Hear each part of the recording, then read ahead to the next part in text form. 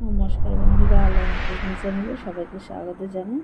আবার আজকে একটা চিকেনের রেসিপি নিয়ে চললাম। দেখো, এখানে চিকেনটাকে আমি নতুন করে করেছি, একটু অন্যভাবে করেছি, সেটাই তোমাদের সঙ্গে শেয়ার করছি। মেনলি এটা চিকেনের ঝোল আলু দিয়ে, কিন্তু খেতে হয়েছিল দুর্দান্ত। এবং এটা যে কোনো ভাত, রুটি, পরোটা সহজেই তার সঙ্গে খাওয়া যায়। দেখো, এখানে গরম মশলাটাও দিয়ে দিলাম। আর একটু ক্যামেরা ডিস্টার্ব হচ্ছিল বলে সমস্ত কিছু ফটোটা তেমনভাবে ওঠেনি ভালো করে। যাই হোক, দেখো, এই চিকেনের ঝোলটা গরমের সময় এখন যেহেতু একটু ভ্যাপসা গরম, সেই কারণে এটা করেছিলাম, সেটাই শেয়ার করছি। আর দেখো, ক্যামেরাটা বললাম একটু অসুবিধা হচ্ছিলো বলে মাঝে মাঝে বন্ধ হয়ে যাচ্ছিলো। সে আলুটা কড়াতে দিয়েছিলাম, সেটা তোলা হয়নি, কিন্তু ভাজা হয়ে গেছে, সেটা তুলেছি। দেখো, আলু ভাজা হয়ে গেছে, তুলে নিলাম। এবারে যে কড়াটা ছিল সেই কড়াতে আমি সামান্য তেল আছে, সেই তেলেই আমি চিকেনটাকে আগে ভেজে নেব। এরকমভাবে ভেজে তোমরা যদি চিকেনটা করে দেবে, টেস্টটা মারাত্মক, খেতে খুবই ভালো হয়।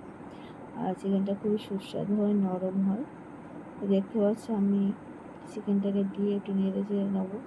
আর এতে সামান্য কাশ্মীরি লঙ্কা গুঁড়ো দেবো, যাতে কালারটা খুব ভালো হয়। খুব বেশি দেওয়ার দরকার নেই, সামান্য দিলেই হবে।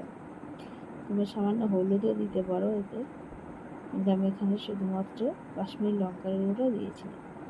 দিয়ে আমি প্রায় মিনিট 2-3 এই চিকেনটাকে খুব ভালো করে ভেজে নেবো তেলের সাথে। আর সামান্য লবণও দিয়ে দিচ্ছি স্বাদটা যাতে আরও ভালো হয়। পরে লবণটা একটু বুঝে তোমরা দিও, যেহেতু চিকেনে মোটামুটি একটু লবণ দেওয়াই হয়েছে। দেখো, এখানে ভাজা হয়ে গেছে, এবার আমি তুলে নিচ্ছি। এই চিকেনের রেসিপি করতে খুব বেশি মশলা বা তেলের প্রয়োজন হয় না, যেহেতু গরম পড়েছে, কম তেল মশলাতে যাতে ভালো করে রান্নাটা হয়, সেই কারণেই আমি এরকম একটা রান্না করেছি, যেটা হেলদি হবে, শরীরের পক্ষে ভালো হবে, আর গরমে কারো শরীর খারাপ হবে না, পেটের কোনো সমস্যা হবে না, সেই কারণে। তো দেখো, এখানটায় যে তেলটা ছিল তাতে খুব সামান্য তেল দিয়ে এখানে আমি 2টো বড় সাইজের পেঁয়াজকে কুচিয়ে রেখেছিলাম, সেটা আমি ভেজে নিচ্ছি প্রায় মিনিট 2।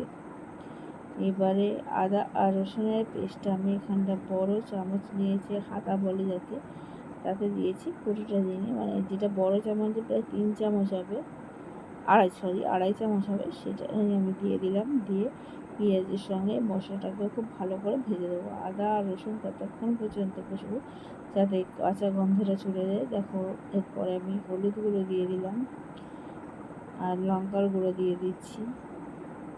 খুব বেশি দেবো না, কারণ পরে আমি কাঁচা লঙ্কা দেবো, সেই কারণে প্রায় 1 চামচ একটু সামান্য বেশি আমি লঙ্কার গুঁড়ো দিয়েছি। দিয়ে এই মশলাটাকে আমি খুব ভালো করে কষিয়ে নেবো। কষানো হয়ে গেলে তেল ছেড়ে দিলে দেখো, ভেজে রাখা যে চিকেনের টুকরোগুলো ছিল সেগুলোকে আমি দিয়ে দিচ্ছি। দিয়ে মশলার সঙ্গে এই চিকেনের টুকরোগুলোকে আরও খুব ভালো করে ভেজে নেব, কষিয়ে নেব। কষানোটা এখানে খুবই জরুরি, যত ভালো তুমি কষাবে তত খেতে আরও ভালো হবে। দেখো, অনেকটা তেল ছাড়তেই আরম্ভ করছে, তোমরা দেখতেই পাচ্ছ। আমাদের এরমভাবে একবার যদি তোমরা করে দেখো এই চিকেনের রেসিপি, নিশ্চিত রূপে তোমাদের ভালো লাগবে। করে তারপরে নিয়ে কমেন্ট করো।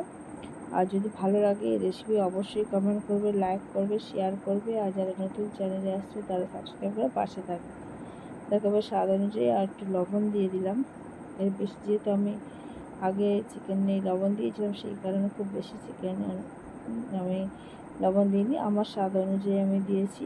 আর তাছাড়া আমার একটু লবণ কমও খাই, খুব বেশি খাই না।